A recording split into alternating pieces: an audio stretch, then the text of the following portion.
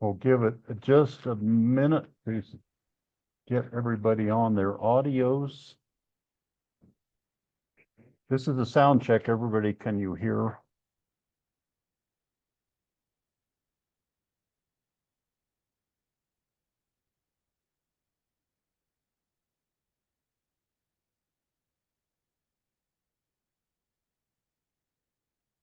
Okay, I'm going to go ahead and call the meeting to order. This is the meeting of the Regional Transportation Coordinating Council, RTCC, on May 1st, 2024. It is 9:01 now.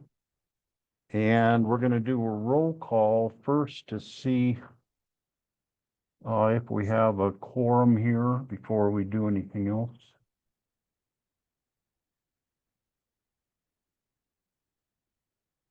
So let's see. Dana, could you check these? So I am here. I'm going to go right down the list. Do that. I'm here. I see that Mandy is here. Hope. Now I'm not seeing the screen, so Hope Hunt. Do you there, have the Hope? list pulled up? I do have the list pulled up. Okay. Jeff Wetzel. Dave Johnson. Ann Findley. I'm here. Alex Soto. Dave Peshnachak. I saw you there, Dave. Jonathan Flint.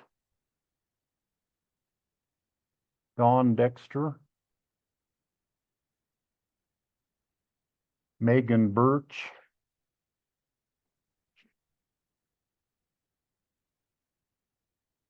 Sharon Longhurst. Your name's cut off here. Sheila Strauss. Carly Reitman. Carly's trying to get on, so I'm going to resend her the link. Okay. I just let her in. Okay. Lori Williams. Lizzie Myers. Ron Drinkwine.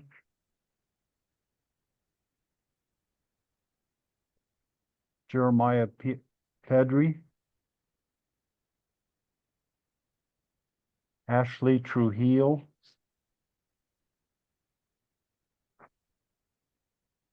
Tracy Fletcher. Aaron Fisher. I saw you there, Aaron. I'm going to Good match Mandy's energy because it was so good. Ruth Hostetler. And Ruth actually, Ruth has retired from Pickens County Senior Services. She is no longer there. So we'll have to get her replacement plugged into this. Sounds good. Jessica Valland. Linda Byers. Let's see. John Stabney, I see you there. Dana, I'm looking further down the list. Is there anyone else who we have not called who is present in the room? Yeah, Keith Dunningham with the City of Durango here for presentation, I guess, a little later. Okay, welcome. Thanks. And Joanna Kerwin from the Edwards Metro District for a presentation. Okay, Joanna. welcome. Thanks for being here, you guys. Steve, this is Carly. I'm here. I didn't hear my name, but Well, maybe I joined late. Sorry. you were struggling to get in right when I called your name, so we got you, Carly. Thank you. So Dana, do we have a quorum? I don't even know, out of all the names on there, I don't think they're all voting members. Let's see.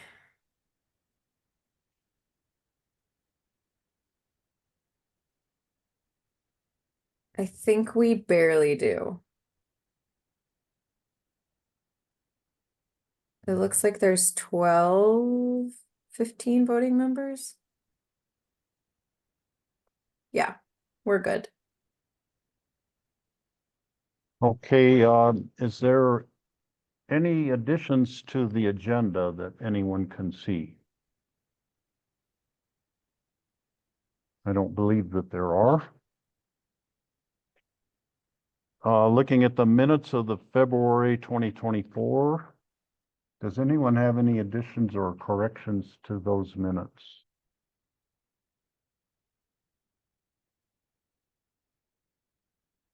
Could I get a motion from someone to approve the minutes? I approve. Okay, Mandy moved. Aaron seconded. I'll take that as a second, Aaron. All in favor of approval of the minutes, say aye. Aye. Aye. Are there any objections? Someone should just object to make my life more difficult this morning. What would we Oh. talk about then?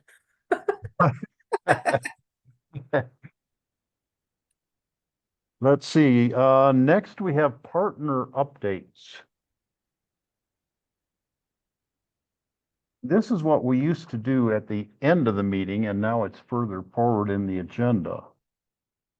So does anyone have anything going on in your community that you want to talk about that's not things that is on the rest of the agenda?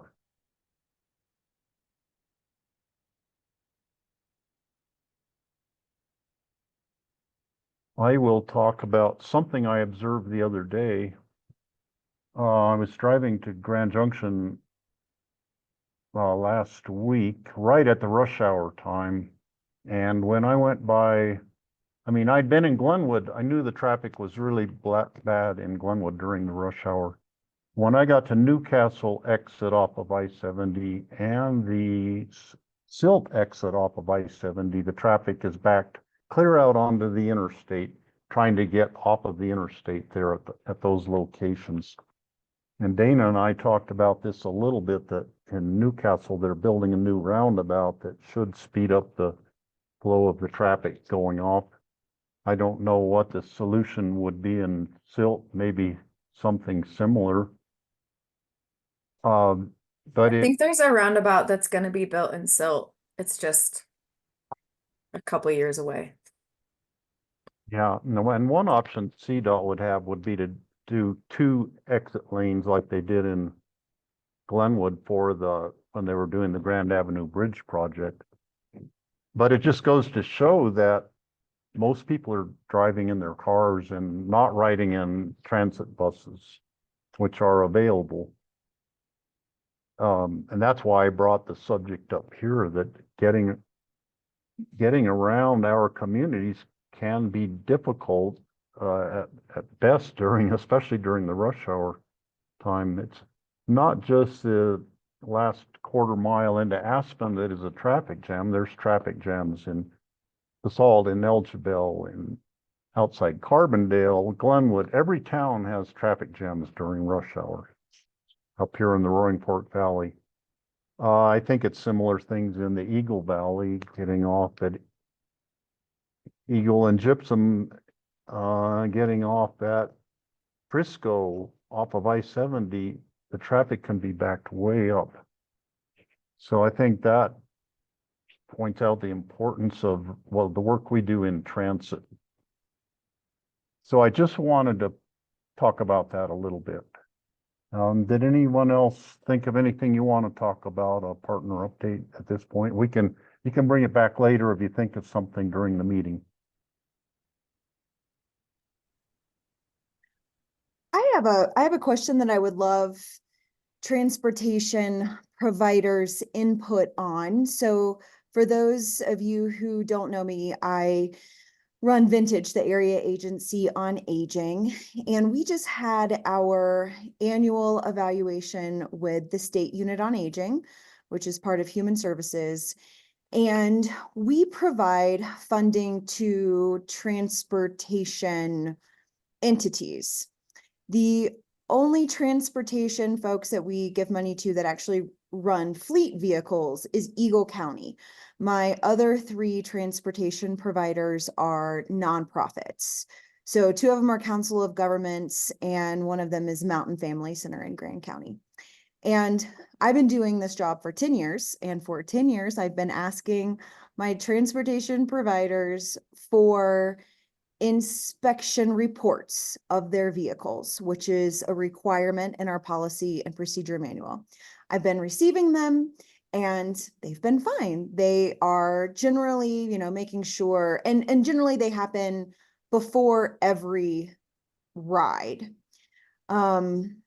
And things like checking lights and brakes and windshield wipers and things like that. Well, this year, during my evaluation, I was told that for my nonprofit providers, that the inspection reports are not what are required, and they need to be an annual inspection by a certified, and I'm not sure what the certification is, certified inspector. And they're really in depth, like putting a vehicle on a lift and getting up and checking brake pads and getting inside the engine, et cetera, et cetera. I am really struggling trying to find it's very vague in our policy and procedure manual. So if you can tell me what a certified inspector is, if that's something, I mean, I have concerns about my Jackson County folks. I don't even know if there's a mechanic in Jackson County, much less a certified one. The forms that I was shown was from the city of Broomfield, I think. Can anybody give me some background on what you're using for fleet vehicles? My pushback was, yeah, sure, these are for fleet vehicles that are probably getting CDOT, maybe federal transportation money. My nonprofit providers are not. It was a little bit of a diatribe, but anybody give me some thoughts on where I should be moving for these inspection reports? Well, a couple of thoughts. The ambulances have to have an annual inspection and certification. I don't know where they get theirs inspected. I think some of them they might be inspected at the Pickens County Public Works fleet maintenance facility. And that might be a place that someone could go, is to their county fleet maintenance shop. Because there would be a mechanic there, and maybe they would be, have the certification or the credentials to do that kind of a inspection on a transit vehicle. So just a thought, that'd be worth looking into that. What about Jackson County that doesn't have public transportation? And Well, would anybody push back on a nonprofit transportation provider having to meet the same requirements as a county transportation department? Does that seem reasonable or unreasonable? To Steve's point, I'm just wondering, like Jackson, they probably have like town or county vehicles like snow plows, or I just have to think they have some kind of vehicle, and where are those vehicles getting their inspections or their work done? That might be something to explore. That's a great idea.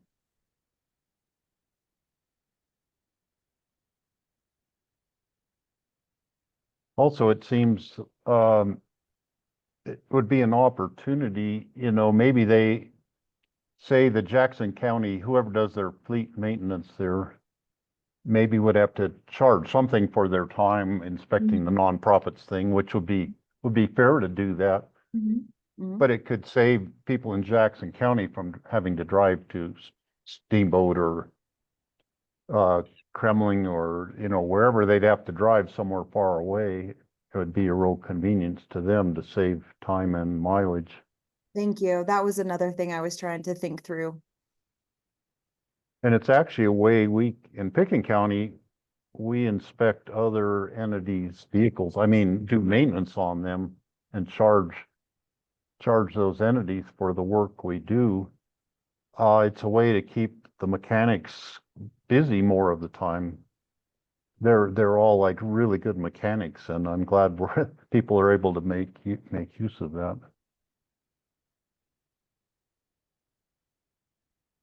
Okay, thanks, Aaron. That's a good topic. We should search. Let's try to dig into this, put it on our to-do list, and see if we can find a definitive answer before the next meeting. Okay, let's see. Let's move on to the RTCC strategic planning at August meeting. And Dana, you are down for this one. Yeah, just a quick update. Since we're trying to reinvigorate this group and bring some purpose now that we're not a call center. We're going to be doing some strategic planning at our summer meeting. So try your best to be in person. That will be in Gypsum.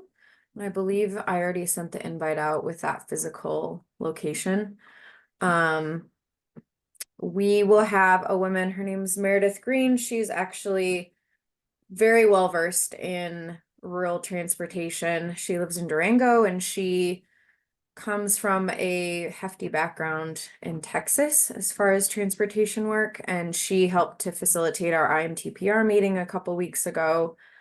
And is also coming back for our summer meeting for that to just kind of develop out some more goals and norms. So yeah, I think she did a great job and I think she'll be a great fit for this group to lead us through just identifying what our purpose is and what our goals are. And yeah, so please plan on showing up in person to the August meeting if you are able. And Carly's asking me, can you tell us the date for the August meeting? It's not on my calendar. Hey, Let's Dana, can see. I just tag on to your comments Sure. about the facilitator? So I don't know. I don't think many of you or any of you actually were at the IMTPR meeting recently, or I guess it was meeting/retreat, right, in Gypsum, Dana, a couple of Fridays ago. Or I was really impressed with this facilitator's knowledge, as Dana said, about transportation. And one of the things that I talked to her about, and then Dana and I talked about, is perhaps having her do some kind of overview of let me back up a little bit, and I don't want to go into too much detail with this, but so there's the Transportation Planning Region, IMTPR, that mostly today and in recent years sort of prioritizes projects for CDOT funding. And then there's this group, which in some ways has sort of struggled for a purpose in the last few years. There's I-70 Coalition. So we have like 3 different sort of regional groups doing different things when it comes to transit and transportation. But I'm really aware that some other regions, Pikes Peak, certainly Denver Regional Council, does a whole lot more with regards to transportation management, funding, bringing projects to the region. So one of the things, and I'm not sure what this falls under, but I mentioned it in RTCC because I think it'll impact or will be something of interest to this group. We don't know what we're not doing, I guess is what I would say, in terms of finding resources through CDOT or through national funding sources. So, and how we're managing things. Denver Regional Council of Governments does stoplight programming. We don't have an interest in doing that. We also don't have an interest like them in having, say, a whole team of transportation planners, because I don't think we need a team of regional transportation planners. But our organization regionally, in terms of looking at transit and transportation, is really kind of broken into those 3 kind of groups. And I think there's probably a more comprehensive way to look at it. So that's something that I think she's perhaps the right person to do some sort of study, research on that sort of thing. So and I know that's probably more than you wanted to add to that, but wanted to share that thought with this group. So I have the August meeting on August 1st. Is that what you have, Dana? And what Yes. time do you have it starting? At 9 o'clock? I think so. Yep. 9 to 11:30. So we can definitely extend that out, which I think we know. should. In the old days when we always met at the Eco Transit office in Gypsum, we would always do lunch as Yep. part of it. Yep, we can do Because that. people would travel, I mean, people would, be driving a long way to get there, and we would just eat lunch and then I keep meeting over lunch, and we might want to consider doing that. I think having some food at the meeting would probably entice some people to come if they would know that there was going to be some sub sandwich or something that they could eat there. Yep, we Um, can do that. Aaron and says I don't know, I don't know what our budget is. John Stabney, maybe. We can work that out going into the future, but I think doing a lunch would be a good Plenty idea. of fun, Steve, to do lunch. Okay. Yeah. And we Yep. have, yeah, it's And not an if one of the goals I think of this group would be to bring back what we had a number of years ago, which is each of the transit agencies, the big ones at least in the region, were together, and we had really fruitful conversations that were very transit oriented. And for some reason, we've sort of lost the focus of those folks. So getting them back, whether it's food or how we focus our meetings, I think is a high priority in my mind. We could have free rides in Tesla or something out in the parking lot. Love it. Do you want me to extend that meeting out to 2? Does that sound good?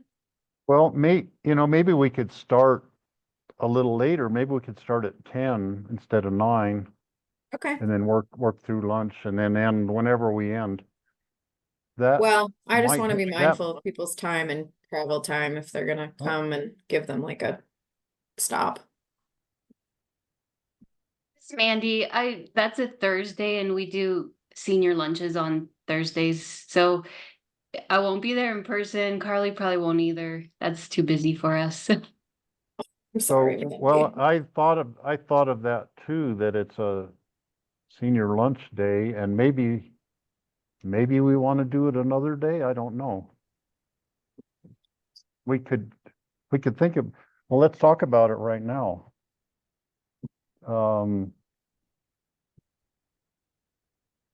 Well, I have to check with the facilitator because she's slated for August 1st. Yeah, So if we want to brainstorm alternative ideas, then I can get in touch with her when we're done to see if she's available. So If it works for the majority of you, you should just stick with it. Because we can always be brought up to speed later. But I mean, we of course would love to be there, but I certainly don't want you changing everything for the two of us.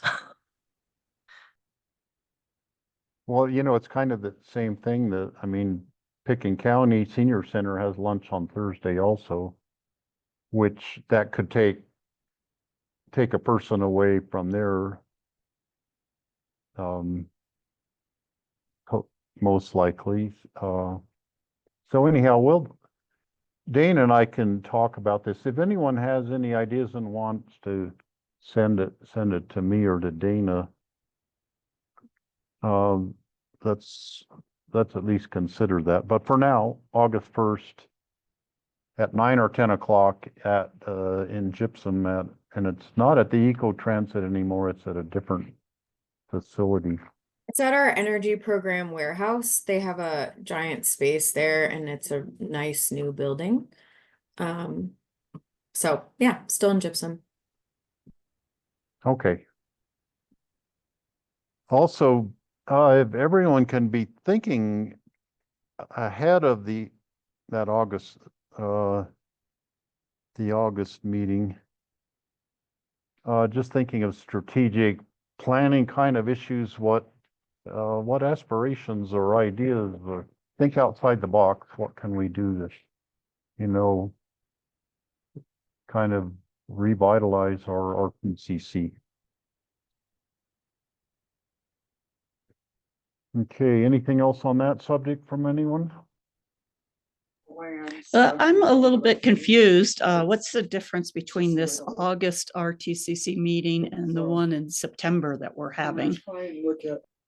So the September is not a meeting, it's the summit, Anne. So it's like an event. It won't be a regular RTCC meeting. It's an extra. So the August is our meeting, our chance to meet with a facilitator to really dig, do some deep thinking from those who regularly attend the RTCC to, think what we want to do. Maybe we want to, maybe we want to plan an annual meeting like our summit or something, whatever. Maybe we want to do some other events or extend the agenda and have training sessions on some transit buses or, different things like that would be possibilities. But those are things we can talk about at that meeting in August. Okay, let's move on to the next item on the agenda. And we're way ahead of 45 minutes ahead of schedule here, but that's okay. We'll finish early when we get finished, unless we really extend our agenda items here. So Keith Dunning is here from. I think we skipped over Mandy. She was gonna give an update on Oh, the I'm sorry. summit agenda. Yeah, I saw the summit. I sort of was running those two together in my head. So Keith, don't get too nervous yet. We're going to go to Mandy next to talk about the update on the September summit. All right, the September summit is September 12th. It's a Thursday. And it's going to be from 9 a.m. to 3 p.m. at Summit County Community and Senior Center in Frisco. So what this summit is going to be like an event. This is going to be where we hear from everybody around the state addressing microtransit and how they collaborate. We're going to have panel discussions and presentations, a keynote speaker. Let's see, I got to pull that up. Our keynote speaker is going to be Margaret Bowes. It's the I-70 Coalition. That'll be nice. So we're going to do panel discussions, bus staying panel discussion, microtransit panel discussion. Have a presentation from Steamboat Microtransit, Delta Montrose Microtransit, and Boulder County, I think is what it is. So Boulder County they never responded. It's okay. I think you're reading off of some of the notes. If you want to look at the draft agenda section, that's where we kind of have our final folks. Looks pretty good. Let's see. Do you want me to go through the whole thing or we'll just No, you don't have to. You can just summarize? give brief updates. Like I could take up some time here. whatever you want to do. However much you want to share, like what we've been working on in our small group. Yeah. Yeah, basically it looks like a really full agenda of learning about transportation, how people collaborate and get new ideas for transportation. So, oh, and there's lunch and snacks. And let's see. So conversations that we want to bring up, new ideas, like a gypsum to rifle connection, RAFTA, eco-transit, or, like railroad or something like that. So a mountain to rail project. Let's see. I'm pretty excited about this. It looks really fun. It's going to be busy from 9 to 3. So I think everybody on here may have gotten the invite. Dana would have sent that out. Yep, I did send that out to everyone. If you don't have that on your calendar, let me know and I'll forward it to you. And then the draft summit agenda is in your meeting packet for this meeting, so you can check it out. And if anyone has questions, I think we've been having fun like putting this together. It's been Mandy, Steve, myself, Anne, and Hope, kind of like a little working group, coming up with some ideas. And I think we have some really great speakers lined up. We're gonna do transit trivia, which Anne has looked into and found some really fun questions. And we'll have prizes for that just to kind of break up the day. So that'll be fun. Yeah, lots of folks from around the state, like a good variety of rural, urban transit folks to come and talk about how they collaborate, how they connect. Yeah, so I think a great learning opportunity for everybody. There is a rail component to it also, and that's inspired largely by the idea of the Denver to Craig train, which would provide another source of transportation for people in the, up in the northern tier of the counties from Craig to Steamboat. And I'm trying to think where I can't think where the train runs now. Goes by Hayden, goes through Steamboat, and then I can't remember where it goes. It must head south through Oak Creek. Anyhow, there's possibilities there. And then this idea that I have come up with of starting a commuter train my idea was from Glenwood Springs to Gypsum to fill the gap in Glenwood Canyon and provide an alternative in case I-70 is closed, to have a commuter train go back and forth from Gypsum to Glenwood. The idea has expanded that it could actually start in Rifle and it could go clear to Minern. It could be a much longer kind of a commuter train. And if it did start in the Vail area, it could also become a tourist attraction for people from Vail wanting to go to Glenwood Springs to go to the pool or that kind of thing. So that's just a way out there idea that it seems like it should be something we should explore. Just another way we can connect our communities transportation wise and have a little bit more resiliency. In the same way with the train going to Craig, gives more opportunities for people to get around. Being that is on a Thursday also, does that mean that you too will be serving your senior lunches No, I in already got it Elzebel covered. and Eagle, and you won't be able to be there? No, got it covered. That was booked out like a couple months ago. So We're not moving that, Steve. We've done way too much work to confirm Yeah. people from all over the state to come. We're not moving that one. Maybe you could bring Sorry. all the seniors from your lunches over to the summit. yeah, we're good. Okay, any comments from the rest of the crowd here on questions or suggestions for the summit? And I'm not seeing any. So now, Keith, we'll go to you to give us this will be a learning experience for us for learning about the Durango micro transit system. So welcome, thanks for joining us here at our meeting. Thanks for having me. My name is Keith Dunning, Mobility Coordinator for the City of Durango. And let me share my screen. here.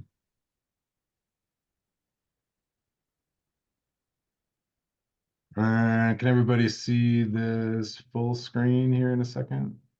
Yes. And that looks normal to everybody.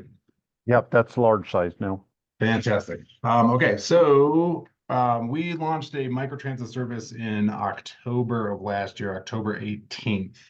And I've just got a quick few slides for y'all just to kind of talk about it. For context here, there's a map of our fixed route service. We have 4 relatively high functioning fixed route that run from 7 a.m. to 8:30 p.m.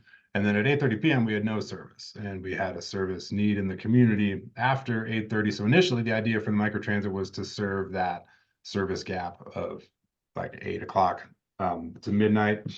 We didn't do a feasibility study for setting this up. We do an annual ridership survey, and one of the biggest things that we had heard back from the community was that service gap of evening service. In prior years, we had had kind of a convoluted fixed route solution to evening service that just wasn't really well utilized and wasn't very effective or efficient. So we wanted to make something effective and efficient. Here's some of the service priorities when we were going through the RFP process that we had tried to focus on to solve that issue. Not going to go through all the bullet points there. You can read them if you're interested. It's, the typical structure of a microtransit service that we were going for. And we had, I think about 6 or 7 responses to our RFP. We ended up landing with VIA as the software vendor that we used for that. This is a look at the rider-facing app. And this was screenshots of before we launched it here locally. So none of these places are in Durango, but the structure of the app looks exactly the same. Just to give you some idea about metrics, it's been really successful in our community. We have consistent growth over time. From our dashboard, I pulled just some relatively interesting information. We have typically a 92.6 met demand rate, and that was effective from yesterday. And in talking with some folks, and then with VIA as well too, high 70s, low 80s is a good met demand. So the fact that we're above 90% service wide has been pretty good. That seems to be going down over time as our ridership increases. We only have 2 vehicles on the road we've expanded it now from 5 to midnight. So if you see the top left chart, the gray section at the top is people that were met with a ride unavailable note when they tried to book a ride. So that pushes our met demand down. As far as some of the metrics and the data that we can collect from the service, if you look at the bottom left of this, we have our completed rides, unaccepted proposals, which is, somebody requests a ride, they get a ride request back sent to them, and then they decide to decline the ride for whatever reason. They don't want the wait time. We've set up a maximum wait time of 30 minutes for the service. So if it gets to the point where it's a 31-minute wait time, it'll just say that there's a ride unavailable. There's not a ride available for that rider. And that's something, all these metrics are, completely customizable, but we decided to go with 30 minutes for a wait time to try to keep that relatively quickly. We have, as you can see, kind of our seat unavailables are growing as it's not an unmanageable number. And then, other cancels and no-shows, people decided they changed their mind or they booked a ride and we weren't able to find them. And I do have a couple points about that I have a little lessons learned thing that I could talk about there, but we do have a fair amount of no-shows as well too. But our met demand, we've had the service since October, and we're, over 8,000 rides that we've been able to offer out. It's been pretty successful. Our average pickup time is actually increasing as well too. Starting out right out of the gate, it's 7 or 8 minutes, which is pretty, insanely fast. Not reasonable for us to say that we could respond in 7 minutes to a ride request. But now we're up to about 17.2, pushing 20 minutes on average, which isn't too bad. We offer a $2 fare for the ride, and there's no service zone overlap. So we've got anywhere in our community, point A to point B is $2. So from our perspective, you know, if there is a 15-minute, 20-minute wait time on a $2 fare, you know, that's pretty reasonable, given the fact that, you know, an Uber across town, you know, the similar outcome would be somewhere between $30 to $40. So, Hey Keith, is that, Yep. what's the fare box recovery on that $2? Or what's the idea behind $2? I'm guessing it doesn't really pay for the service. What's the thought? no, it certainly doesn't pay for the service. We went with $2 because it mirrors our paratransit fare. You know, that there wasn't, if I'm honest, a ton of thought that went into that. We had talked about, you know, not having a fare recovery and just offering the service. It just wasn't completely feasible. So yeah, just to mirror our paratransit is kind of how we came up with that $2. We do, and we're keeping with that. The fare box recovery obviously is not there. That's certainly not paying for the service. We're doing, you know, a fare-free summer with our fixed routes for June, July, and August. We have no fare on those, and we are going to maintain that $2 ride for our microtransit service. The only exception to that is we do have discounts for seniors and people with disabilities. The fare is $1. And then we have an agreement with Fort Lewis College where all of their students receive bus passes for unlimited use of the fixed route service. We've extended the microtransit service to them. So all of our Fort Lewis students actually do ride for free. So it's a fairly robust use from the college community. That makes me think of one other question, Keith. I'm sorry to keep interrupting No, you, go for but it. Yeah. No problem. how much are you finding this is used for, you know, I'll just call it drunk driving prevention, right? For rides home from the bar or whatever. Is that something you're looking for or they're seeing? Yeah, it is absolutely. And that was one of the, you know, the service populations that we were trying to target. So it would be service industry workers, trying to, you know, reduce any sort of DUI, and then Fort Lewis College students. And it was kind of funny at first. We had we had given people rides down to the bar, and then they didn't go back until after our service was over. So we thought, wait a minute, this is doing the opposite of what we were trying to do. But I think as people learn the service hours, that's changed a lot too. So we're able to offer to and from return service to bars and stuff. So it's we're not collecting the demographic of purpose. So, you know, if you're going downtown for working, or if you're coming back from work, or you're coming back from the bar, we're not capturing that information. So I don't have like any, you know, hard metrics to share as to how much of the ridership is service industry versus, you know, people out for recreation. But does that answer your question? Yeah, that's fantastic. And I just see that as a gap a lot of times, just exactly what you said. People can take public, or they don't use public transportation because they're going to be out late, for instance. So what's your end evening time for this? You know, we ended midnight. Mhm.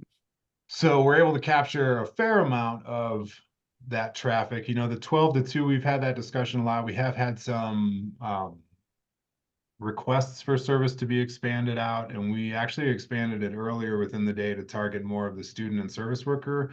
And then people like tourism, you know, headed into town for evening. We didn't extend it out.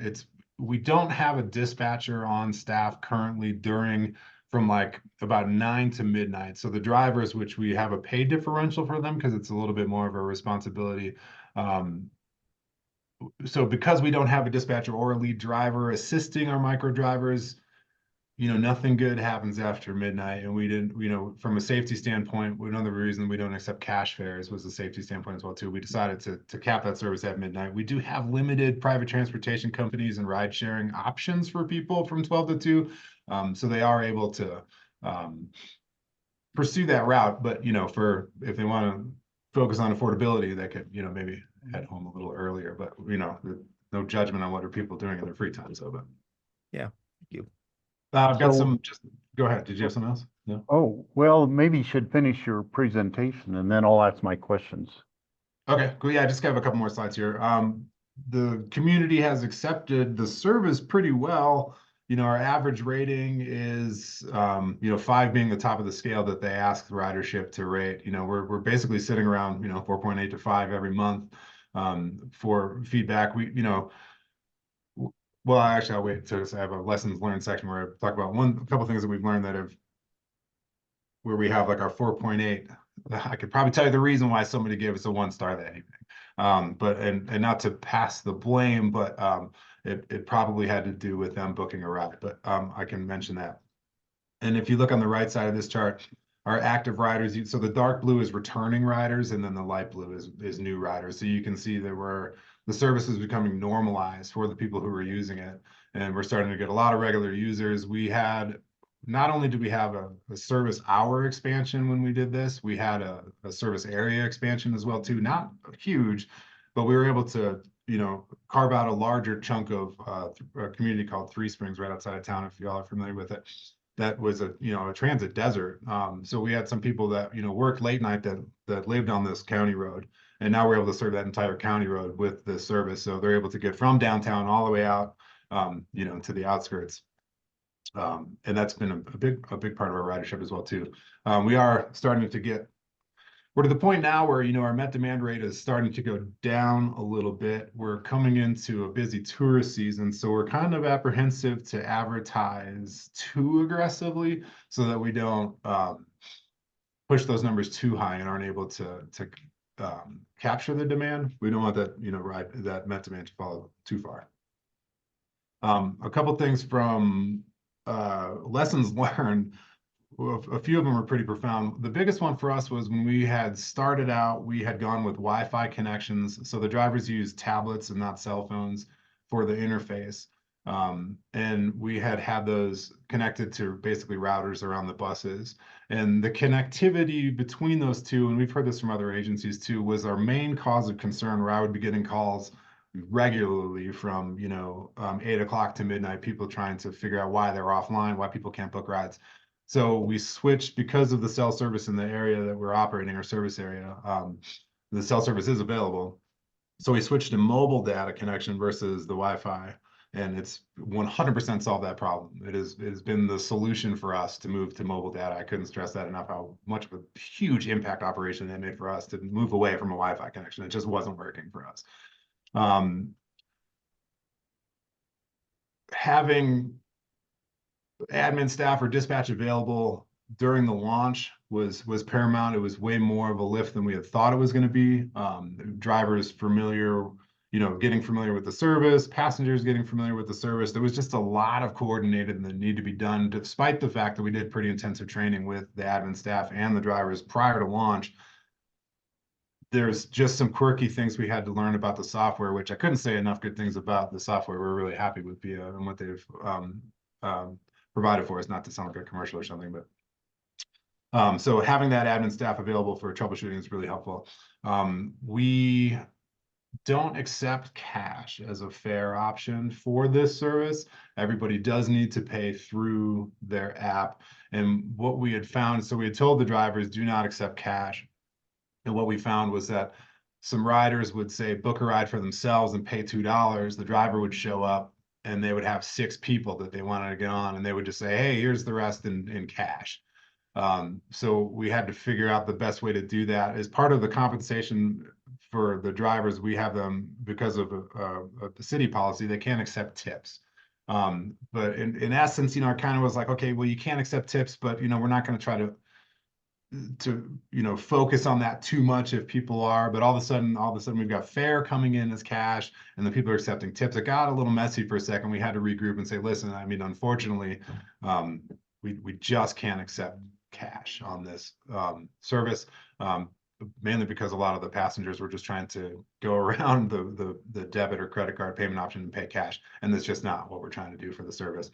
And then we did have some training passengers on how to use the platform. Was a big thing for us too. We had people booking rides from locations that they weren't anywhere near, just because they weren't paying attention when they were booking the ride. Through the platform that we're using, it was easy for them to tap a screen and move their pin location over to where they weren't, or if they didn't have precise location enabled on their phone, then it makes a big deal. If we have a street running through town, Camino del Rio, it's not a pedestrian friendly in a lot of places to pass or to cross. So if you don't have precise location on, and the person has booked a ride from one side of that highway, but they're standing on the other side of the highway. It created Oh. some pretty good conflicts. So we were able to put some notifications in app that said, hey, please double check your location to ensure that you're actually where you're saying you're going to be, because the drivers don't know. They have a cell phone and we have contact information so they can call to connect. But so once we started trying to actively talk to passengers about that solution and then putting a note in app that says, hey, please double check your location, that seemed to solve that problem as well too. I'm not going to read these quotes, but talking about community feedback, it has been really well received, in our community. At first, we had a couple days when we launched in October of really low ridership, just a couple rides, but within very short order, we had, reached up to 20 and then 30 and then 40. Now we're averaging around 50 to 60 rides for the service on a weekday, which is pretty good. So this is just some examples of folks that have reached out proactively to us and expressed their appreciation for the service. Keith, have you gotten pushback from, people who are trying to make money through Uber or Lyft or whatever, and, complaining that you're undercutting their income source, or is that really not something that is of concern or you're hearing? Well, I think it's definitely of concern. We haven't heard that directly here, but I have heard that anecdotally in the community a couple times, just talking to people who are in those circles, that there is some concern and animosity about that. The little bit of an issue there is, we want to provide the service for the community, obviously, and the Uber and Lyft piece of things was incredibly unreliable. It's just really low participation from drivers, so it was really hit or miss, and it just wasn't a reliable service. So this is kind of an answer to that. And then the private transportation companies don't have app-based solutions, so I don't know that I don't know that piece as far as if they're seeing a revenue drop or not. But yeah, it has come up. I had somebody be like, oh yeah, they're concerned, but nobody's reached out to us. So does that answer your question? Yeah, I have another thought if anybody doesn't want to jump in with something else right now. Yeah, go ahead, John. Well, keep Looks like going or Mandy do, has and her hand up.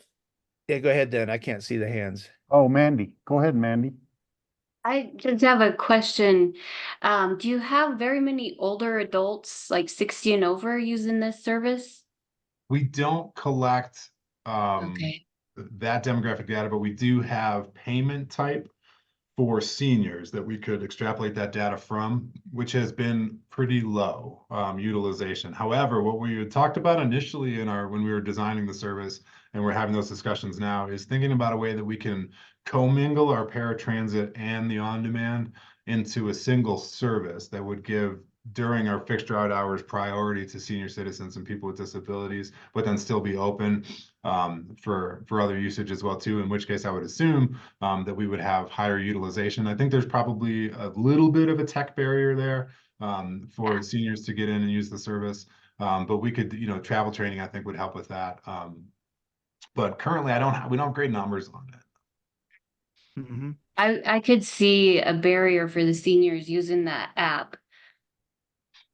Oh, absolutely, without question. Yeah, and that was a concern as well too. We had talked about moving to mobile payment for our paratransit service, and the big discussion point was, it's going to unfortunately alienate a lot of people that aren't interested in having to use their phone to pay for a ride. So, we're still kind of, pretty analog with our paratransit stuff.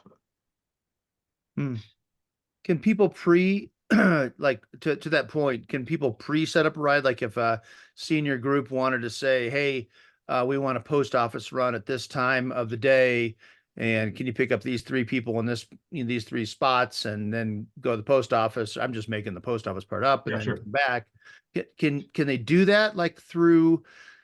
It all has to be through the app right now, but is that something you're contemplating? Yeah, if we move to a commingled service, you would be able to pre-book. It wouldn't be 100% on demand. Currently, it's 100% on demand, and our paratransit is 0% on demand. We can accommodate day of rides, for every once in a while, but typically it's all booked in advance, 24 hours. But yeah, so we have no pre-booking currently in the service.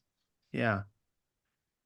I was going to ask and make a comment follow up from before, because with the Lyft and Uber thing, I mean, you're not covering Bayfield, or I can't remember how far Cortez or Mancos is from you guys, but if I saw your service map correctly, you have a very in the city sort of like, service area, right? So I think it would be easy to say, which it just, there seems to me to be extraordinary benefits to that, right? Reducing trip count, that public safety thing I was talking about, frankly, drinking and driving, right?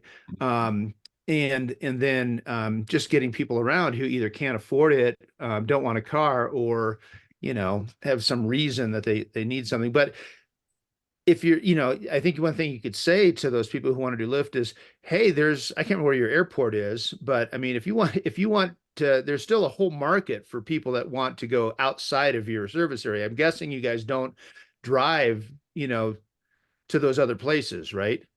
Yeah, that's correct. We operate within the city limits, and like, for example, the airport that you'd mentioned is outside of our city limits. The only way to be that's served is by private transportation companies. There's no, and then Roadrunner Transit services it in some capacity, but it's very limited. So yeah, it seems like there'd be a nice way to be sort of a friendly handoff for folks to go, hey, you're trying to program through us for this, but we don't. Here's 3 numbers to call, or here's another website for that. Oh yeah, absolutely. No, yeah, we had some discussions. We were kind of anticipating the conversation of private transportation companies coming to us to talk about it, but to date, we haven't had those as discussions. So yeah, that's helpful. Great Okay, stuff. Anne? So I was wondering, how many vehicles are you using for the microtransit service? And are they your drivers, or are the drivers hired and contracted by VIA? We did not pursue a turnkey solution with VIA, so we are operating the service 100%. We're using our fleet and our drivers. We do pay for the unsupervised hours of pay differential for the drivers. So there's a little bit of incentive for them to do it. But as far as the fleet goes, it's ours. We're currently using our paratransit smaller cutaways and then our fixed route cutaways from time to time for the service. So from that standpoint, it's not terribly efficient. We had launched this as a pilot service. We are currently in the point of searching for funding and securing vehicles that are more of a, I forget the body type, a transit van. More maneuverability is the main objective there, and efficiency.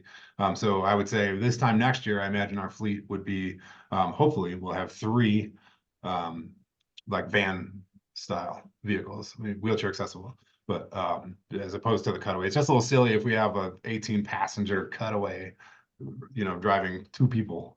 Just seems, it's pretty inefficient. We have good aggregation where people are stacking up and we're able to get a bunch of different rides through the software at the same time, which is nice. But yeah, we definitely, hopefully this time next year, we'll be operating in a more reasonable vehicle for the service.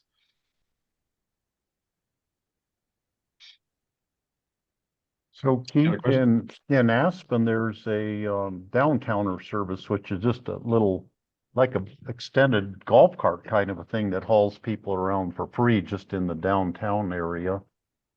Nice. Just as a way to, people go out of a restaurant, they want to go to a bar somewhere, or they want to go back to their car or to the bus stop or that sort of, wherever they need to get to. But if you can stay, I hope you can stay on the rest of our meeting and hear Dave Pesnichak's presentation.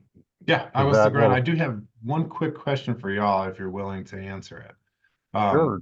Thinking about doing a slight rebrand of the name. We have it called Durango right now, where we're emphasizing the go, right? So we're trying to decide whether we want to go with Durango Go or just Go. If you any thought anybody might have about what they might think about that would be helpful. I like Durango. That's a lot. So I was thinking, the first thing I thought of that popped into my head was the Nova, for the Nova cars, that in Spanish, Nova means doesn't go. And if nobody, I don't want to force anybody to answer. Well, to that, what's your Hispanic population down there? Fairly significantly, which brings us to the point. We The only other language that we have set up in-app is Spanish, so you can get it in Spanish or English. And we have a couple English as a second language drivers that do drive the service. Yeah, what does Durango mean in Spanish? I have no idea. Durango. I thought the Durango was really catchy. I noticed it right away, and Okay. I love it. Thank you. This is Joanna. I thought the Durango was great, very catchy and easy to remember. Okay, cool. I appreciate the feedback. Yeah, by the way, Durango in Spanish, I just Googled it, means cheap, miserly, mean, stingy. Which kind of fits the $2 fare thing, I guess. That's great. I love it. You could do something like a tagline along the lines of like cheap fares. I don't know. Like just brainstorm. That's not I love it. what the Thank you. tagline should be, but Right, yeah, that'd be interesting. Cheap fares, come along. Well, thank you. I appreciate that. Okay, Keith, thank you so much. Yeah, let me stop Very sharing. informational, and I think that we can learn a lot from what you are doing there and be able to apply it in our communities up here. So, thank you so much, Thanks for having Keith. me. That was Yeah. awesome. This is the Yeah. second time I've seen this presentation, but I just think it's really cool. So thank you for taking time with us. Yeah, yeah, absolutely. you're going to be on the circuit, Keith. We're going to be plugging you into other meetings, I think. It's an easy pitch. Okay, next up we have Dave Peshnichak. He used to, his desk used to be right next to my desk here in the Picking County office, and I don't get to see as much of him since he works for RAFTA now. But welcome, Dave. It's good to see you again, and look forward to your presentation here on, well, you can explain what it is, the RAFTA engagement framework concept. Nope, Dave, we can't hear you. No, we can't hear you.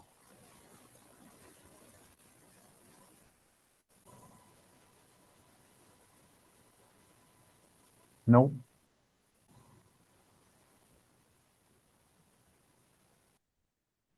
How about now?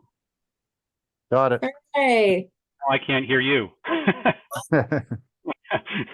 Good times, huh?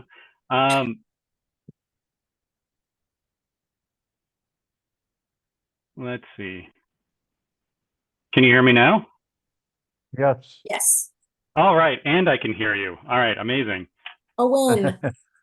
My change settings every time I switch between Zoom and WebEx and everything.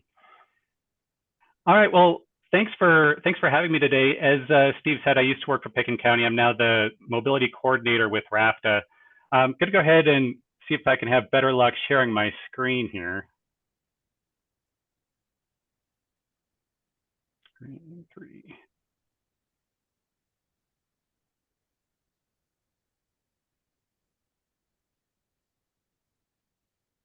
So are you guys seeing my PowerPoint presentation?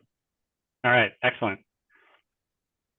So what I've got for you here today is a presentation on first last mile mobility, or what we refer to as FLMM, within RAFTA's service area.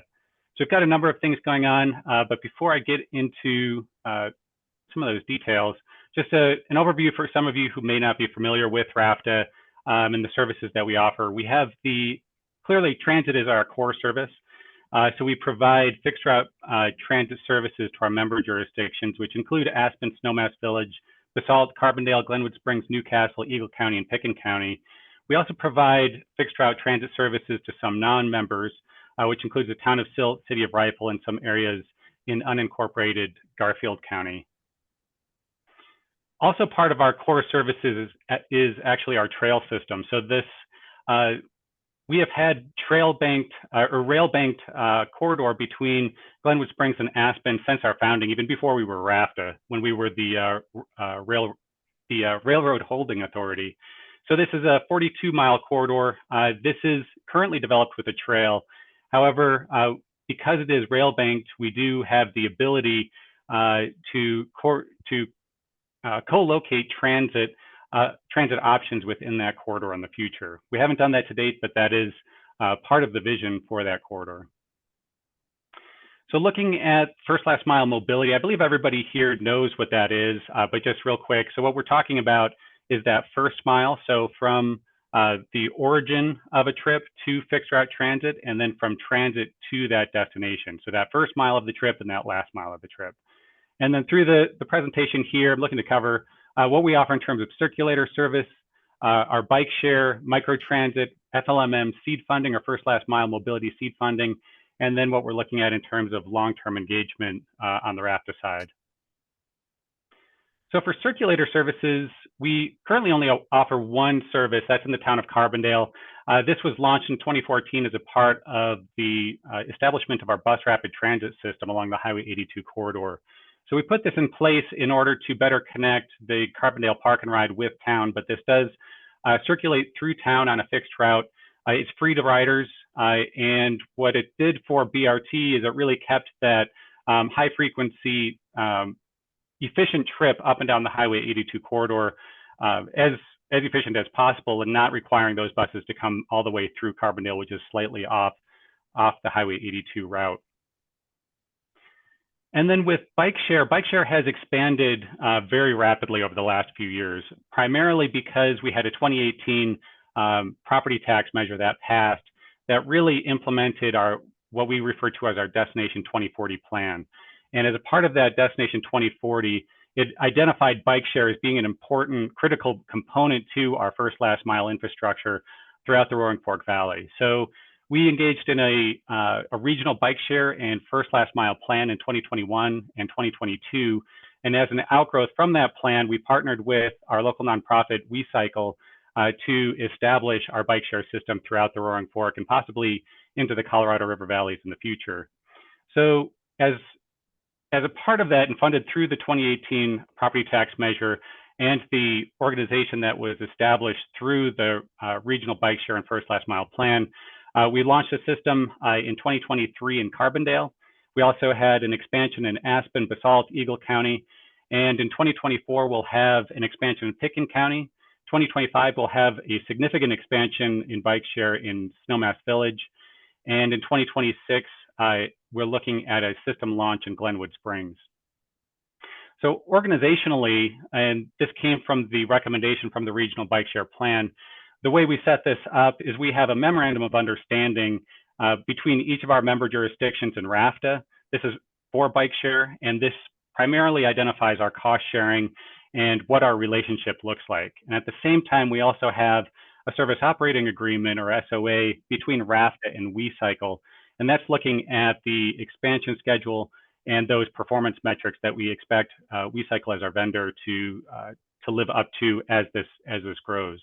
So those two documents, those went into place in 2023, and they extend through 2028 with the primary purpose of getting Destination 2040 goals on the ground as it relates to bike share.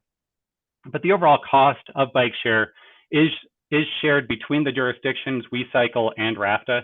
Right now, RAFTA is by far the largest, the lion's share of funding toward getting this system on the ground and the operating expenses. But over time, the way the MOU and SOA are set up, the local jurisdictions will start to take on more of the ongoing operating costs for these systems within their jurisdictions. Operationally, WeCycle provides free bike share rides, so there's no fee to the customer for up to 30 minutes, and they do provide both standard and e-bikes as a part of their fleet.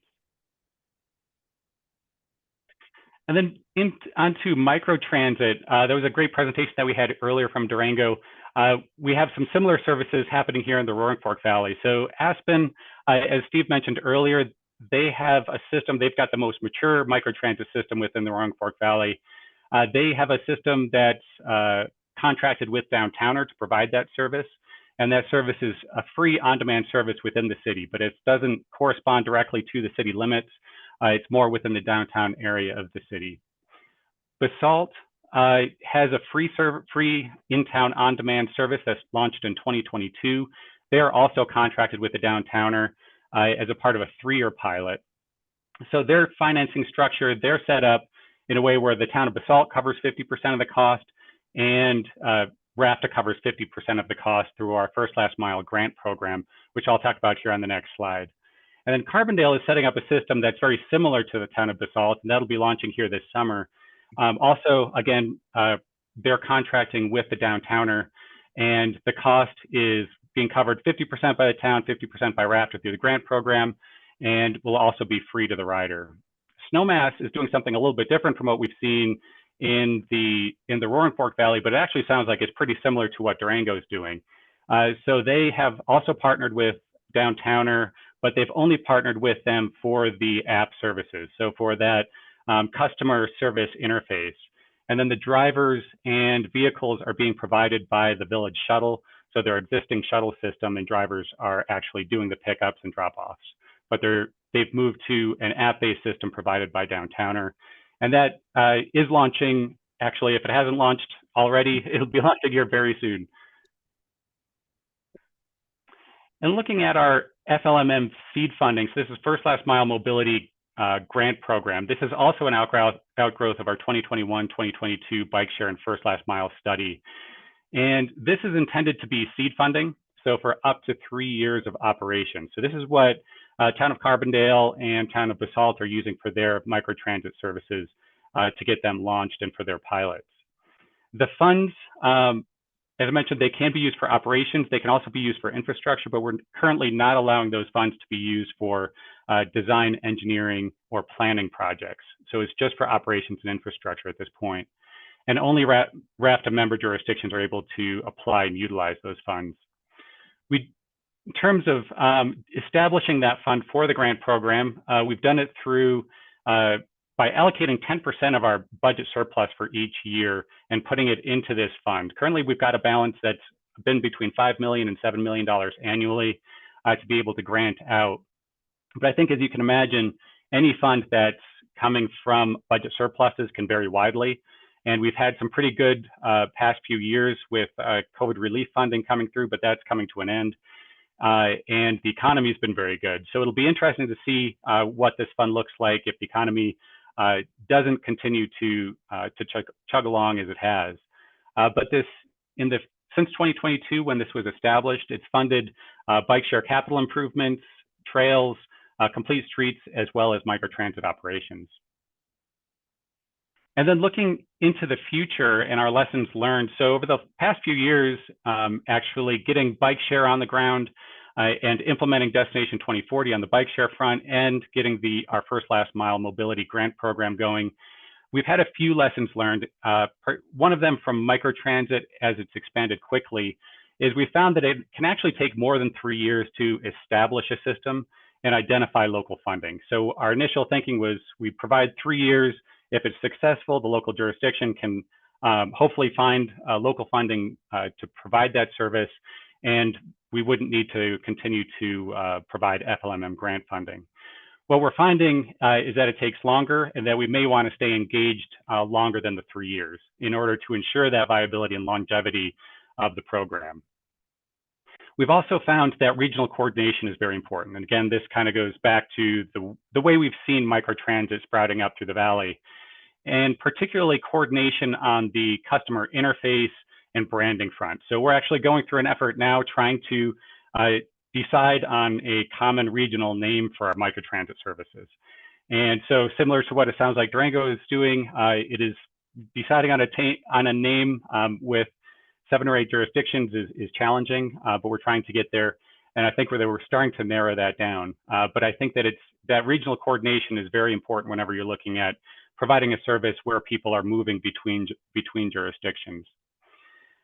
We are also evaluating our long-term engagement strategy. And I guess this goes back to the title that we've got on the agenda here today. And looking at an option that we've termed the master subcontract framework. And so what we're looking at doing potentially is doing a master contract with a vendor. So from RAFTA, doing a master contract. And that master contract would identify common things like insurance, branding, how it would interface with customers. Does it require an app? What does reporting look like? What does cost sharing look like? Things like that, as well as a common price structure for that service. And then the member jurisdictions would then be able to sign on with that vendor through the member contract with all of those in place. And as a part of the master contract, we would also do procurement. So the member jurisdiction then wouldn't have to go through a procurement process to obtain that vendor. Some of the benefits that we're hoping to see with it, if this continues to go forward, is greater regional coordination, potentially lower operating costs, because we're hoping that we'll be able to get some economies of scale by getting a vendor on that can provide services across multiple jurisdictions.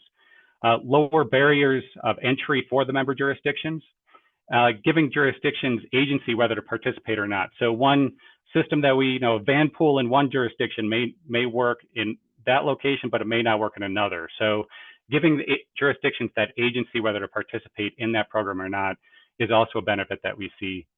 We can also tailor the cost sharing. So we anticipate that RAFTA will have some degree of cost sharing in these, but cost sharing may look different for, say, van pool than bike share than microtransit. And so by doing this, we can then tailor that across that service that's in a way that's not currently reflected in our first last mile mobility grant program. And then finally, we're also hoping that this will help spread our human and financial resources more efficiently across all of the systems by standardizing the administrative process.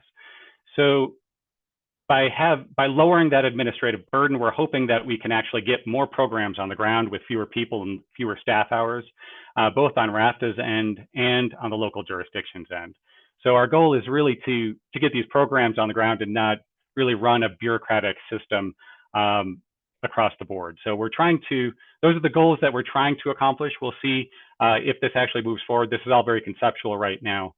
But that is everything I've got. It looks like I'm over my 15 minutes here, I believe, but I'm happy to answer any questions anyone might have. So thanks, Dave. It's a new concept. I'm really glad to hear your presentation on this. I presume you'll be giving this kind of presentation at an EOTC meeting coming up here sometime. Would make sense to me also. Yeah, the next step will actually be with the RAFTA board. So this hasn't been out to the RAFTA board yet. So we anticipate that it'll go out to the RAFTA board in June, and then we'll move forward with the appropriate next steps after that. I got to give Dana credit then, Dave, for scooping the RAFTA board on your presentation. You guys are getting a preview. I love it. Thank you. Well, I got invited I'll give a to, thumbs up. yeah, Dave invited me to, oh God, what's the group? Regional Bike Share Group? Yeah, meeting? First Last Mile Advisory Yeah. Committee. And that's Cool. where he presented this, and I was like, this is amazing. Can you please give an update in May? And he's like, well, I can only give you so much because this isn't public yet, but I just think it's so innovative and it totally makes sense. And it's exactly what a lot of us are talking about and trying to figure out is how to merge all these smaller downtowners and micro transit people into one organization that can have like the structure and the admin power and just the organization to fill those Absolutely. gaps. By the way, Dave, your graphic on the side of that bus looked like a sort of a national artist. It sort of seemed familiar. Did you pay big bucks for the rights to that, or how'd that work? No, I believe that's before my time, but it's my understanding that it was a middle school drawing contest. Wow. In Carbondale. Even better. I love that. Wow. Very cool. Some talented folks and young folks in Carbondale is all I got to say. They're more talented than I am, that's for sure. So Dave, it seems like using the app like the VIA app would be something that we could use here in the Roaring Fork Valley to help make this whole thing work.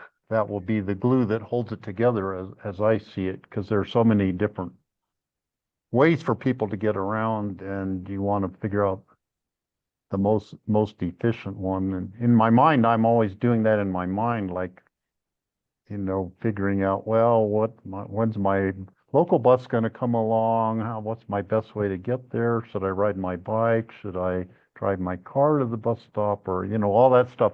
My brain is doing the computer work that the VIA app could do probably much faster. So is that contemplated, something like that on what you're envisioning? So we've got thanks for bringing that up. So actually one of the primary reasons for identifying a common name for microtransit within the Valley is the issue of app accessibility. So right now, even though Aspen, Snowmass, Basalt, and Carbondale will all be on Downtowner, you still have to go out there and download a different app for Carbondale, a different app for Basalt, a different app for Snowmass, and a different app for Aspen, even though they're all apps provided by Downtowner. And the issue there is that they all have different names.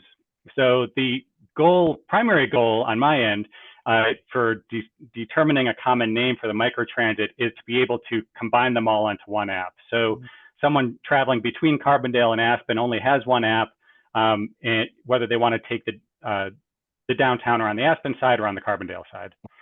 So that's how we backed into needing a common name. And then from there, we are having internal conversations at Rapid to determine what is the best app overall for that really combines transit and microtransit and bike share. So right now, WeCycle is very integrated into the transit app. Snowmass is very integrated into the transit app. A lot of our users utilize the transit app, even though it's still a free service, so we're not contributing to the transit app on the RAFTA side. But that is something that we need to figure out is, on the greater scheme, what is that one common app interface that really brings this all together?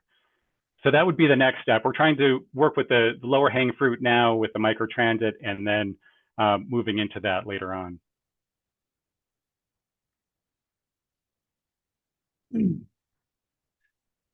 Any questions for Dave? Questions or comments? No, I'm I'd love to looking give a forward little to- intro to Joanna, if that's okay. Sure. Go ahead. So, yeah, Joanna, thanks for coming and doing this presentation again. I think with like many of our regions, Eagle County has a mayor managers group that meets, I don't know, quarterly now. It used to be maybe every other month. And they're very inclusive about, school districts invited, metro districts are invited.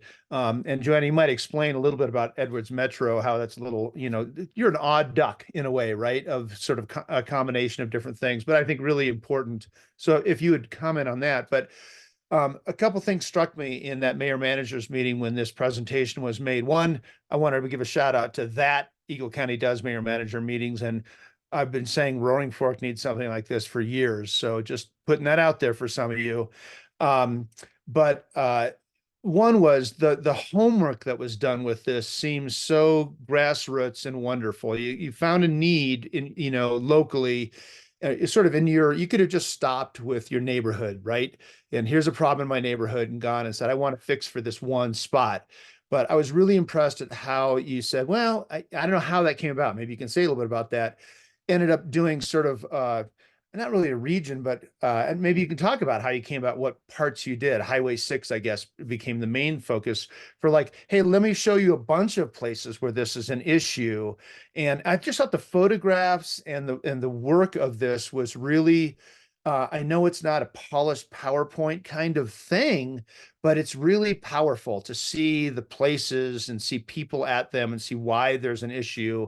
And then that you brought this to a group like, hey, let's do something about this. And maybe you can give an update about how progress is going with CDOT, because this leads to a larger issue that is, I think, beyond just Eagle River Valley in terms of a CDOT policy challenge. Okay. So Joanna, thank you for listening through the other presentations and being with us. Great. Well, thank you. Thank you, John, for inviting me. I'm Joanna Kerwin, and I'm the president of the Edwards Metro District. And as John mentioned, they have the mayors and managers meeting, and they sent out an email and said, is there any topics that anybody would like to include in the agenda? And I was like, absolutely. So I sent my concern about our bus stops, our crosswalks, the lack of signs and the lack of consistency throughout Eagle County. And the commissioners agreed to put it on the agenda, and they requested that Eric Heil from Avon lead the conversation, because he's been working closely with CDOT for a number of years regarding Highway 6 and the feeder roads in Avon. And probably many of you know, we've had 3 fatalities along Highway 6 in the last handful of years, unfortunately. So Edwards Metro District is the largest population in Eagle County, but we're part of unincorporated Eagle County. So it's just a really interesting, situation. So when Eric and I spoke about the presentation, I was thinking, well, how bad is it? Like, I'm just going to get in my car and go on a field trip and start taking photos of the areas. So I started in West Edwards and just drove down Highway 6, and I was really surprised with what our community looks like. And so now I'm going to go ahead and see if I can share my screen with you guys so I can take you on my field trip. So let's see if I can make this work. Let's see. Okay, share. Let's see. Oh, hang on. Zoom. Sorry about this. You're fine. You have plenty of time, Joanna. Should be at the bottom between chat and record. There should be a share screen button. And then I've done that. Now I'm looking at where Which screen you have it on? screen it. Yes. Desktop. Let me see here. Shoot. Hang on a second. Share screen. Desktop.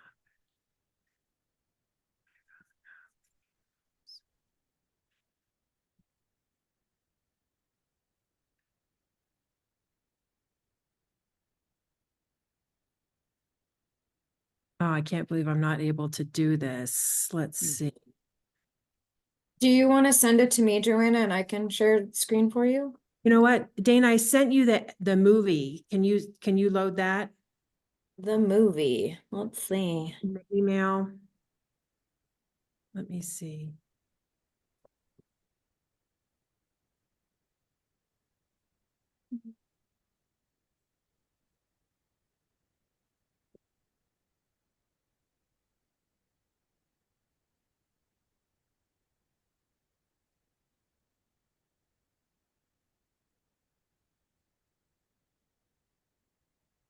Dana, do I'm you not seeing the movie. I don't see that you sent me a movie. the email I sent you this morning?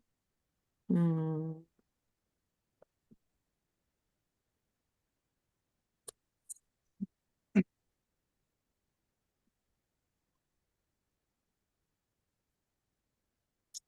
Shoot.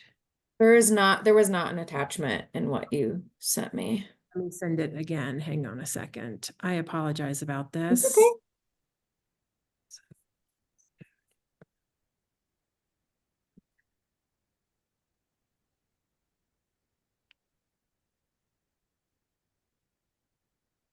So hang on.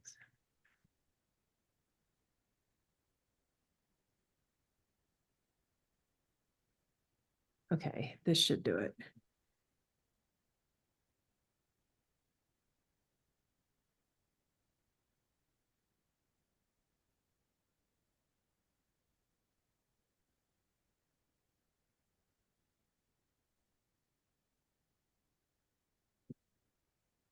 Did that go through? I don't see anything yet. Maybe it went to your junk. No, you would have received it. So if you have the PowerPoint open, do you? It's I do on my computer screen. If you click out some other windows that you don't need, like Outlook and anything else that's not being used, it should show as an option one of those pages Okay. when you go to share screen.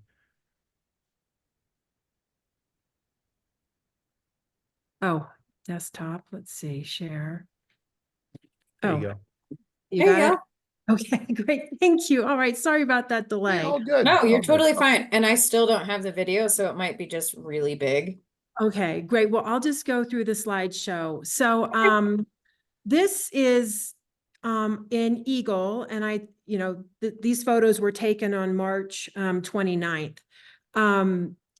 Or this was March 28th. I was leaving Eagle and I thought, wow, this is a great intersection. It has the flashing beacons, the crosswalk. And then I come back to Edwards in the community I live in. And I really feel like we need to have uniformity in Eagle County so that everybody knows what to expect. So this is the main roundabout in Eagle in Edwards along Highway 6, the spur road. And you can see it has the signs, the lights, the flashing beacons, and the crosswalk. And then last year, Edwards realized that we had a lot of crosswalks with no indication that people were going to cross the walk. So we spent out of our budget $225,000 to install the flashing beacons and crosswalks throughout the main Metro Edwards area. We also put them along the crosswalks in the Berry Creek metro area, just because we wanted to be consistent in the greater area. But then this is where my field trip started. I went out to West Edwards, and I was really surprised to see that at Fox Hollow along Highway 6, there's no sidewalk. I mean, people are literally walking along Highway 6 and we've just had a lot of development there. Vale Health has put in 87 units, and that's where our Habitat for Humanity homes are. So it's a pretty busy area. And then as you go east along the Highway 6, you can see that we have a sidewalk, but it literally stops right there, and then people have to walk on the shoulder to go west. And then this is one of our busiest crosswalks in Edwards. There are no signs. There's the paint's missing on the road. There's no flashing beacons. And on the south and north side of this is where we have our largest trailer park communities, which, over 3,000 people live there. And this is also where the kids get on and off their school buses. So, that's a real concern.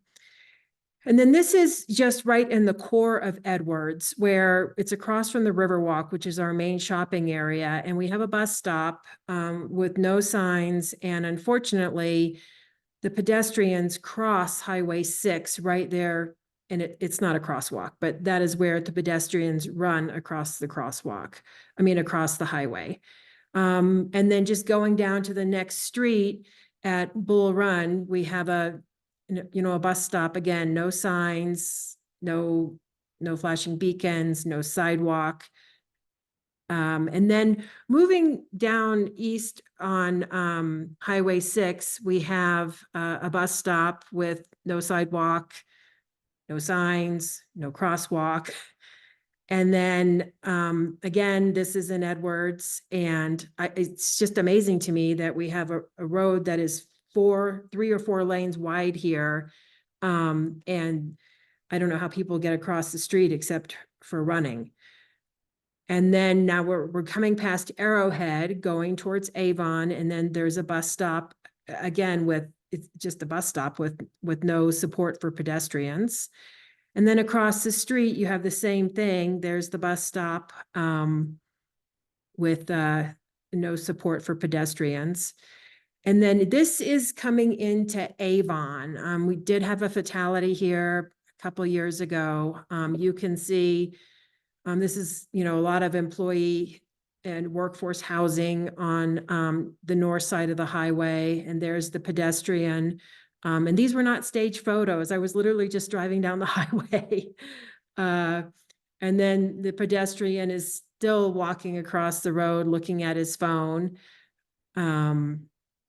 And then we come to the Avon roundabout, and I know it's winter time, but There's no painted crosswalk. There's no signs indicating that that's a pedestrian area. You can see in the background, there is one pedestrian sign. But I find it to be really confusing for our drivers and for our guests that we're not consistent throughout Eagle County. There's a very massive development that just got completed or is still under construction in Avon, the front gate. And you can see there's 2 bus stops. And again, we're asking our residents and our guests to cross over 3, 4, 5 lanes of highway to get to the other side. And then still in Avon, there's a pedestrian sign with, I'm not really sure why it's there because there's no crosswalk, but there is a bus stop. And then when we look at the bus stop, we can see that there's, again, we're just consistent. We don't have, sidewalks, crosswalks, flashing beacons. And this is an area where there was a fatality earlier this year. And then I went on down to Eagle Vale, and I was really surprised to see that they had a bus stop there. I've driven on this road hundreds of times, and I've never even noticed there was a bus stop until I saw the pedestrian walking on the shoulder of the highway. And then I had to drop someone off in Vale the morning of the meeting, and here it is at 6 a.m. and in Vale, and even though they have everything. They have the beacon, the crosswalk, the painted stripes. There is a person walking in the middle of the crosswalk at 6 a.m. without pressing the light, and he is wearing all black.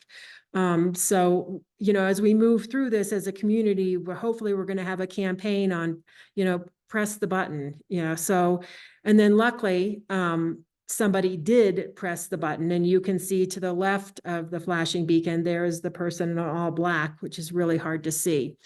So that was my presentation, my slideshow presentation. And then Eric Heil, who is the manager of Avon, spoke and kind of gave us an update that, one of the things with CDOT is, and I'm sure you all know this, is that they won't reduce the speed limit on their roads unless they do a traffic study. And if they do a traffic study and the speed limit is 40 miles an hour, and people are going, if 85% of the people are going 40 miles an hour or faster, then they will raise the speed limit. So, which yeah, I can probably help you a little bit with that side of it. And I'm a little bit aware of what Eric was going over, but there's a couple conflicting things going on here. One, or confounding things is probably a better word. Like Joanna said, the speed limits, I don't know if you guys understand or know this, but speed limits are set by the engineering and then the actual, what people are driving at. So if they do a speed study, and this is true in any neighborhood, let alone state highways, if the speed limit is 85th percentile, meaning if 85% of the people are driving a speed, even if it's posted 35, but 85th percentile or higher is driving 50, they will change that speed limit to 50. And the good news, I guess, is that they could also change it lower if people are driving slower, but you know how human nature is. So that's a rare thing. And they have a second, and that's, I think that's just a national engineering standard, and there's probably more detail to that. There's probably ability municipalities on the municipal roads to be able to do their own thing and say, yeah, everything's 25 in this area. But when you're dealing with a state highway that goes through, like Highway 6, or the connectors from I-70 to Highway 6 tend to be actual state roads, whether you knew that or not. So they're really governed by these CDOT regulations. And then if the speed limit, I think it's 35 is the break point, Joanna, is that right? If it's 35 miles per hour or above, and you can see this from a driver safety standpoint, they will not allow those flashing signals because they don't want people coming to a screeching halt at 50 whatever miles an hour. So, there's this conversation that Avon's been having with CDOT over time about, well, these people are slowing down for this intersection. They're going less than the speed limit right there.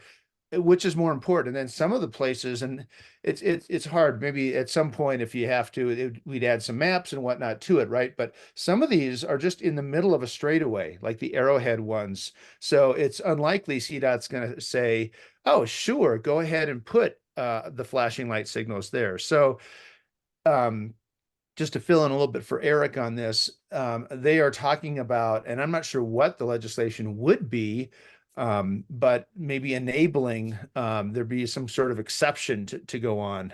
So even if Joanna is and the mayor managers group is successful in raising the money or the interest in putting all these in, they cannot legally put those in all these locations. I'll stop right there.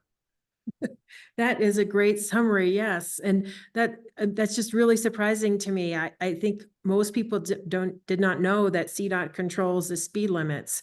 And so what the conversation at the mayors and managers meeting is, what can we do as a community to work with CDOT? And it doesn't sound like they're that open to that idea right now, to let the unincorporated counties and the towns manage their own speed limits, which, you know, in our case, Highway 6 is basically a main street for us.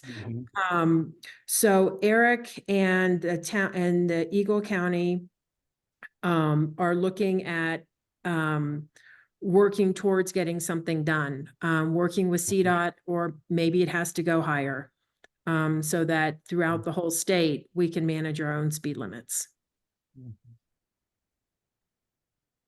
The thought crosses my mind that we might need, well, you mentioned state legislation, John, but maybe enabling legislation from the state legislature is what is needed to let towns set a lower speed limit for other reasons than this 85 percentile thing. I wasn't even aware of that till we had a meeting on Highway 82 on one intersection was a bad one. We were trying to figure out how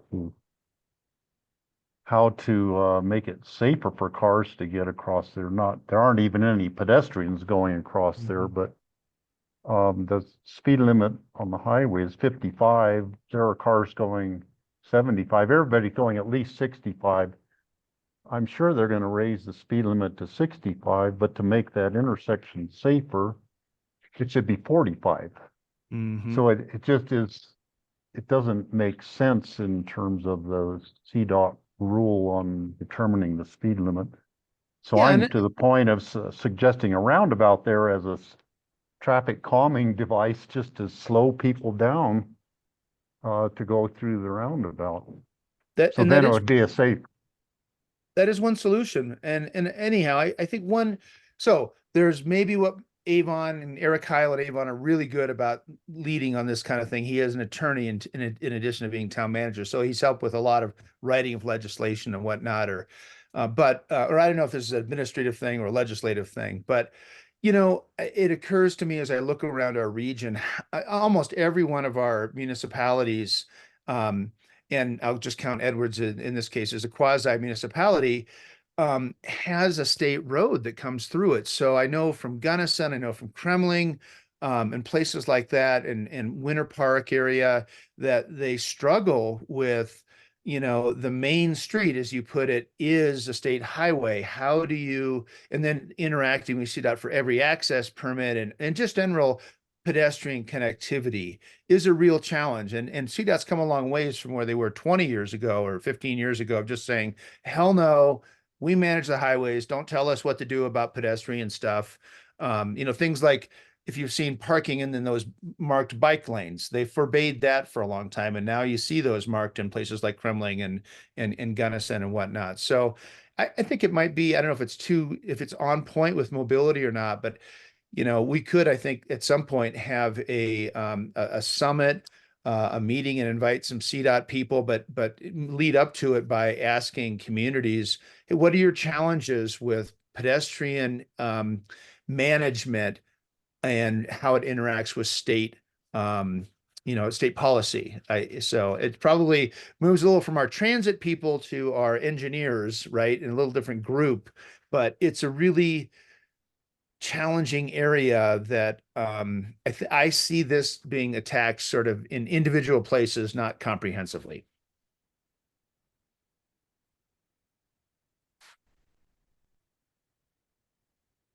Well, there is the state money, CDOT money for,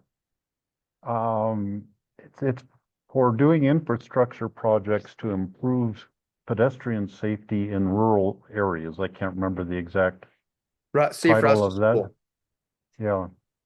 And that's one thing that, you know, maybe you could get some of that in Edwards, some of that money. I'm not sure of their parameters or the requirements. I think it's already sort of past the deadline for the initial applications for that. But maybe they're doing a couple of rounds of funding on that program. Thank you. Yes, they are. And Eagle County is, the first round just passed, but they're completing their application the first week of May for the second round. So hopefully we'll see some movement on that. Uh-huh. Okay, that's a really good presentation, Joanna, and thank you for that. Seeing the photographs and seeing it on ground, and I mean I see that in the Roaring Fork Valley, various places too, where RAPTA builds the bus stops, but some of them are little used and they look kind of like those that you've shown. Just with the sign stuck in the ground there by some dirt along the side of the road is not my definition of a good bus stop. Thank you for letting me present, and I look forward to keeping you up to date on the progress we make with this. Yeah, thanks for your time today. Appreciate it. Yeah. Thanks, Does Joanna. Does anyone have any questions or comments for any of our presenters? I mean, Dave and Keith both their things are still here. I think they might still be on, but this will be your last chance to make any comments or ask questions. Okay, not seeing any. Great presentations from all three of our presenters today. That was very informative and gives us, you know, this is some more material for us to talk about at our summit. This is kind of teeing up some of these issues that for us to be thinking about. Okay, Dana? That is our agenda for the day. Oh, I don't know, maybe were you clapping? I Oh saw the yeah, little I hand. was clapping with my reaction for all the presenters. Okay, you weren't yeah. raising your hand. I was just calling on you. Nope, I wasn't raising my hand. Okay, is there anything else for the good of the order today from anybody? And if not, I would entertain a motion to adjourn.